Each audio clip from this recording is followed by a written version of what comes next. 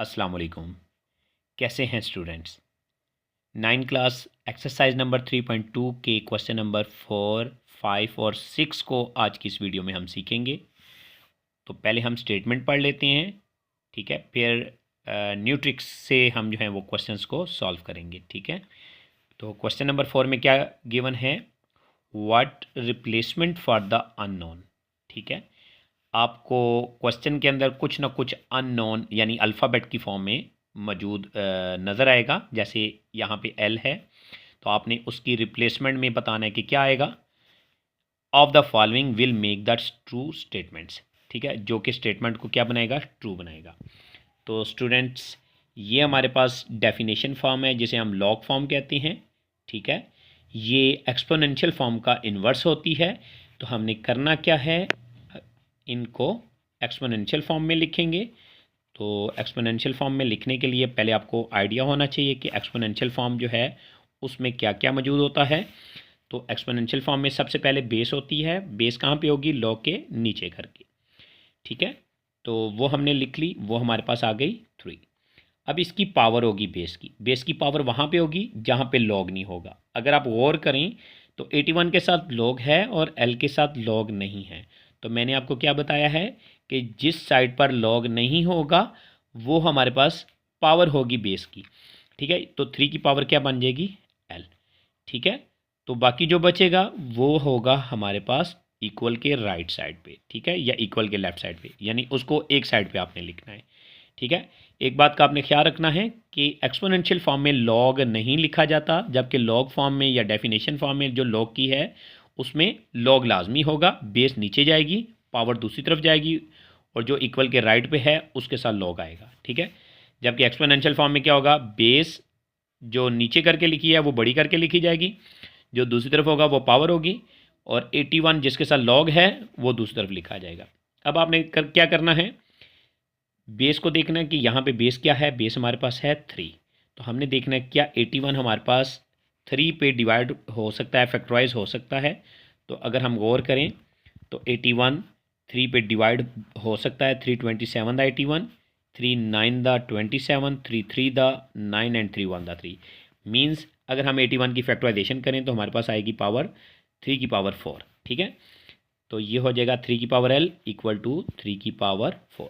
तो अगर हम गौर करें तो यहाँ पे दोनों तरफ बेसिस सेम हैं, बेसिस सेम होंगी तो ये ख़त्म हो जाएंगी, तो पावर आपस में क्या हो जाएगी, इक्वल हो जाएगी, ठीक है। तो एल की वैल्यू 4 आ जाएगी। तो यहाँ पे जो अननोन की रिप्लेसमेंट में हमें क्या लिखना पड़ेगा, 4 लिखना पड़ेगा, तो जो कि स्टेटमेंट को ट्रू साबित करेगा। तो स्टूडेंट्स, नेक्स्ट पार्ट में क्या है, लॉग 6 की बेस में ए है इक्वल टू 0.5। 0.5 हाफ पावर को कहते हैं। पार्ट नंबर 2 की तरफ बढ़ते हैं। log 6 to the base a equal to 0.5। तो स्टूडेंट्स 0.5 का मतलब होता है हाफ, ठीक है। तो इसको हम क्या करेंगे, एक्सपोनेंशियल फॉर्म में लिखेंगे। तो एक्सपोनेंशियल फॉर्म में कैसे लिखेंगे, सबसे पहले आपने बेस को लिखना है। बेस कहाँ पे होगी, log के नीचे करके, छोटा सा जो लिखा है वो बेस है। अब यहाँ पे बेस को बड़ा करके लिखना है, पावर दूसरी तरफ है 0.5 इक्वल टू 6। अब आपने क्या किया, लॉग ख़त्म कर दिया, जो बाकी बच गया 6 उसको इक्वल के दूसरी तरफ लिख दिया। 0.5 का मतलब होता है आधा। तो इसे पूरा करने के लिए हमें क्या करना पड़ेगा, स्क्वायर लेना पड़ेगा। रीज़न क्या है, इसको हम 1/2 भी लिख सकते हैं। 1/2 का मतलब होता है स्क्वायर रूट, और स्क्वायर रूट को ख़त्म करने के लिए हमें स्क्वायर लेना पड़ता है। तो स्टूडेंट्स, यहाँ पे आपने क्या करना है, यहाँ पे लिखना है taking square on both sides, ठीक है। तो ये हो जाएगा 0.5 पावर है, ठीक है, उसके ऊपर स्केल लगाएंगे। इक्वल के राइट पे भी आपको क्या करना पड़ेगा, स्केल लेना पड़ेगा, क्योंकि दोनों तरफ स्केल लेना है, ठीक है। 0.5 को 2 से मल्टीप्लाई करेंगे 1 होगा।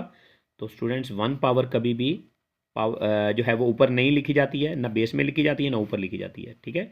ना पावर में 1 लिखा जाता है, ना बेस में 1 लिखा जाता है, ना ही कोएफिशिएंट में 1 लिखा जाता है। तो ये हमारे पास आ जाएगा 6 का स्क्वायर 36, ये हमारा आंसर है। नेक्स्ट हमारे पास है log n to the base 5 equal to 2, ठीक है। तो वही मेथड आपने इस्तेमाल करना है जो आपने पहले क्वेश्चंस में इस्तेमाल किया है, ठीक है। तो वो क्या है, आपने एक्सपोनेंशियल फॉर्म में लिखना है। एक्सपोनेंशियल फॉर्म में सबसे पहले बेस को लिखेंगे, वो है 5, इसकी पावर कहाँ पे होगी, इक्वल के दूसरी तरफ, इक्वल के दूसरी तरफ क्या है 2, तो ये 2 पावर आ जाएगी। अब बाकी रह गया है n, तो इसको बगैर लॉग के लिखना है और इक्वल के दूसरी तरफ लिखना है। तो इक्वल के राइट पे भी लिख सकते हैं और इक्वल के लेफ्ट पे भी लिख सकते हैं। तो ये आ जाएगा n इक्वल टू 5 का स्क्वायर। 5 का स्क्वायर क्या होगा, 5 का 2 टाइम्स मल्टीप्लाई करेंगे यानी 5 मल्टीप्लाई 5, तो 5 5 तक क्या हो जाएगा 25, ये आ जाएगा आपका आंसर। नेक्स्ट स्टूडेंट्स, हमारे पास जो क्वेश्चन है वो है एक्सपोनेंशियल फॉर्म में। हम इसको दो तरीक़ों से कर सकते हैं। पहला तरीका क्या है, अगर हम इसको लॉग की फॉर्म में लिख लें यानी डेफिनेशन फॉर्म में, तो वो कैसे लिखेंगे, पावर दूसरी तरफ ले जाएंगे। पावर हमारे पास है p, इक्वल के एक साइड पे चली जाएगी, बेस चली जाएगी लॉग के नीचे। बेस हमारे पास 10 है, नीचे करके लिख देंगे, बाकी रह जाएगा 40, वो लॉग के साथ लिखा जाएगा। ठीक है, अब लॉग 40 की बेस में 10 है, तो ऐसा लॉग जिसकी बेस में 10 हो उसे कॉमन लॉग कहते हैं। तो आपने क्या करना है, 40 का कॉमन लॉग लेना है। तो इसके लिए आपको क्या करना पड़ेगा, वही जो हमने पिछली वीडियो में हमने सीखा था, कैरेक्टरिस्टिक और मल्टीसा निकालेंगे। ठीक है, उसका क्या तरीकाकार है, लेफ्ट साइड के फर्स्ट नॉन जीरो डिजिट के राइट पे आपने क्या करना है, रेफरेंस साइन लगाना है। उसके बाद पॉइंट को ढूंढना है, लेकिन यहाँ पे पॉइंट नहीं है, तो इसका मतलब है सबसे राइट पे पॉइंट होगा। तो यहाँ से एक डिजिट छोड़ के पॉइंट आया 1, इसका कैरेक्टरिस्टिक आएगा। उसके बाद आपने कैलकुलेटर पे log 40 लिखना है। ठीक है, 40 लिखना है, तो ये आ जाएगा 6021। तो स्टूडेंट्स ये आ जाएगा हमारे पास आंसर। तो स्टूडेंट्स दूसरा मेथड क्या है कि अगर आप दोनों तरफ का log लेके लोगार्थम का रूल थर्ड जो लॉ है वो इस्तेमाल करें, उससे भी सॉल्व होगा, लेकिन वो थोड़ा मुश्किल है, तो उसकी निस्बत ये वाला मेथड ज़्यादा आसान है।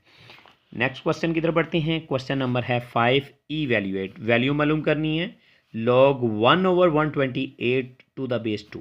ठीक है, अब ये किसी अल्फ़ाबेट के इक्वल नहीं है, तो हम क्या करेंगे, इसको लेट कर लेंगे कि x जो है वो log 1/128 जिसकी बेस में 2 है उसके इक्वल है। इसको हमने क्या करना है, इन्वर्स फॉर्म में चेंज करना है। log की इन्वर्स फॉर्म क्या होती है, एक्सपोनेंशियल फॉर्म। तो हमने क्या करना है, इन एक्सपोनेंशियल फॉर्म। तो स्टूडेंट्स सबसे पहले बेस लिखेंगे, बेस हमारे पास है 2। अब यहाँ पे बेस की पावर कहाँ पे होगी, इक्वल के दूसरी तरफ, इक्वल के दूसरी तरफ x है तो x पावर बन जाएगी, बाकी रह जाएगा 1/128। लॉग इसके साथ नहीं लिखना, ठीक है, एक्सपोनेंशियल फॉर्म में लॉग नहीं होता। अब यहाँ पे बेस में मौजूद है 2, तो हमने क्या करना है, 128 को 2 के हिसाब से फैक्टराइज करना है। ठीक है, तो यहाँ पे 2 पे हम इसको डिवाइड करके चेक करेंगे, ये आ जाएगा 264 the 128, 232 the 64, 216 the 32, 28 the 16, 24 the 8, 22 the 4 and 21 the 2। इनको काउंट करेंगे 1 2 3 4 5 6 7। तो स्टूडेंट्स 128 की हमने फैक्टराइजेशन की तो हमारे पास आ गया 2 की पावर 7। तो स्टूडेंट्स अगर आप इक्वल के लेफ्ट पे देखें, ये जो हमारे पास 2 की पावर x है ये इक्वल के ऊपर है, जबकि इक्वल के राइट पे जो 2 की पावर 7 है वो डिवाइड में है। हमें इसको ऊपर लेके आने के लिए हमें क्या करना पड़ेगा, एक्सपोनेंशियल का लॉ लगाना पड़ेगा। वो क्या है, अगर आप किसी बेस को नीचे से ऊपर लेके जाना चाहते हैं या ऊपर से नीचे लेके जाना चाहते हैं तो उसकी पावर का साइन चेंज करना पड़ेगा। तो हमने क्या किया, पावर का साइन चेंज कर दिया, पॉजिटिव था यहाँ पे नेगेटिव हो गया। तो देखा तो दोनों की बेस सेम हो जाएगी, बेस सेम ख़त्म हो जाएंगी, तो x की वैल्यू यानी एक्सपोनेंट जो हैं वो आपस में इक्वल हो जाएंगे। x की वैल्यू -7 के इक्वल आ जाएगी, ये हमारा आंसर है। नेक्स्ट हमारे पास है log 512 to the base 2 square root 2। तो स्टूडेंट्स इसके लिए आपने क्या करना है, लेट कर लेना है कि ये x के इक्वल है log 512 जिसकी बेस में क्या है 2 स्क्वायर रूट 2। तो इसको हम क्या करेंगे, एक्सपोनेंशियल फॉर्म में चेंज करेंगे।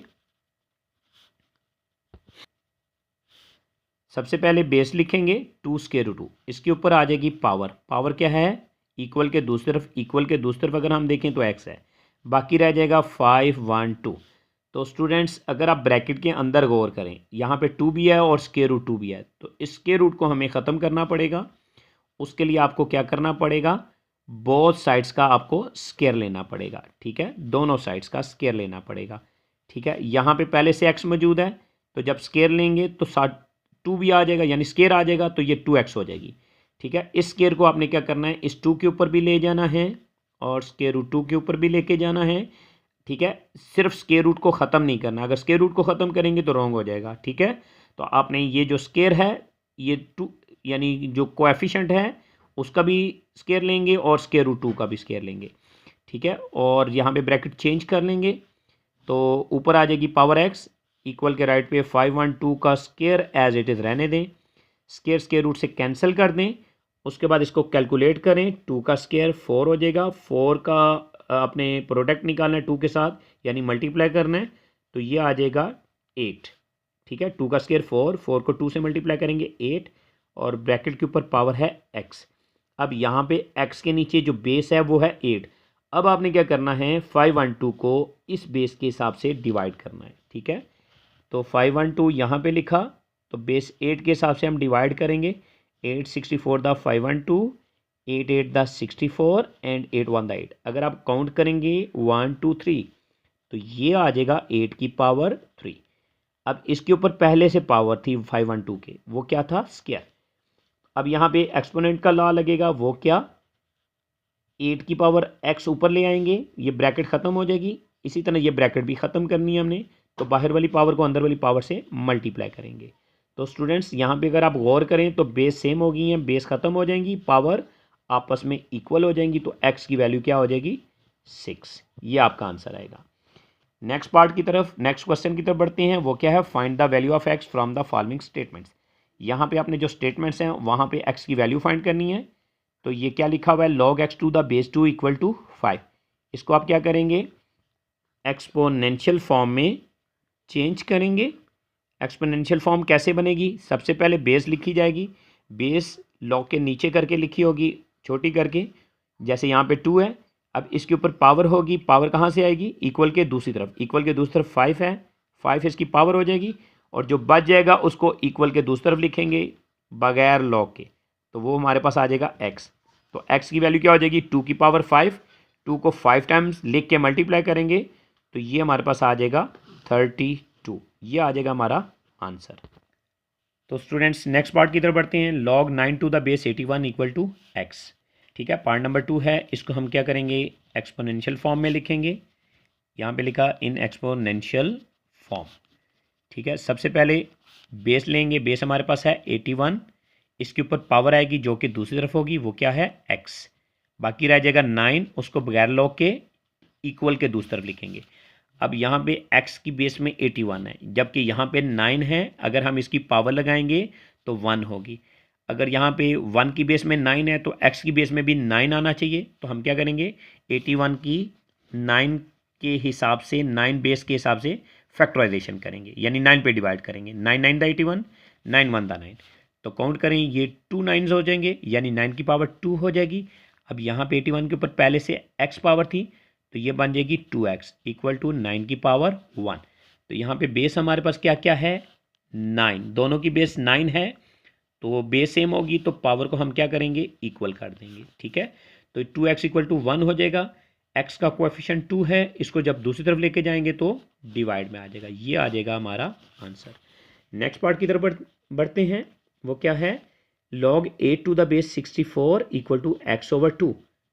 तो स्टूडेंट्स हम वही मेथड लगा रहे हैं जो हमने शुरू से इन क्वेश्चंस के लिए इस्तेमाल किया है। एक्सपोनेंशियल फॉर्म में चेंज करेंगे, बेस सबसे पहले लिखेंगे, बेस 64 है, इसकी पावर दूसरी तरफ होगी यानी x ओवर 2, ठीक है। इसको ब्रैकेट के अंदर लिख लेते हैं 64 को, और पावर को ऊपर लिख देते हैं। इक्वल के राइट पे आ जाएगा 8। अब यही मेथड जो हमने लास्ट क्वेश्चन में लगाया था वही यहाँ पे करेंगे, ठीक है। 64 होता है 8 का स्क्वायर, 8 क्यों यूज़ किया, क्योंकि दूसरी तरफ भी हमारे पास 8 मौजूद है, ठीक है। अगर 1 की बेस लेंगे तो 8 होगी, ठीक है।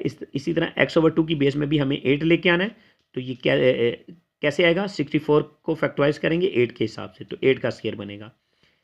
अब बाहर वाली पावर अंदर वाली पावर से मल्टीप्लाई होगी, तो 2 2 से कट जाएगा, ठीक है। तो 8 की पावर x आ जाएगी इक्वल टू 8 की पावर 1, बेस सेम हो जाएंगी तो पावर्स भी आपस में इक्वल हो जाएंगी, ठीक है। तो ये हमारे पास आंसर आ जाएगा x equal to 1।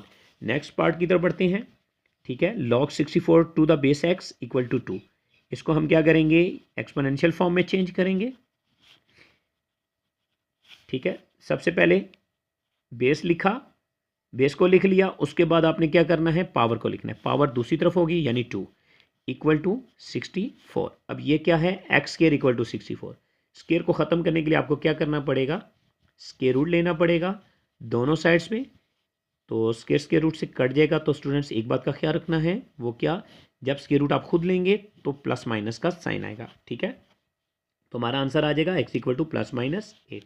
Next part की तरफ बढ़ते हैं, पार्ट नंबर 5,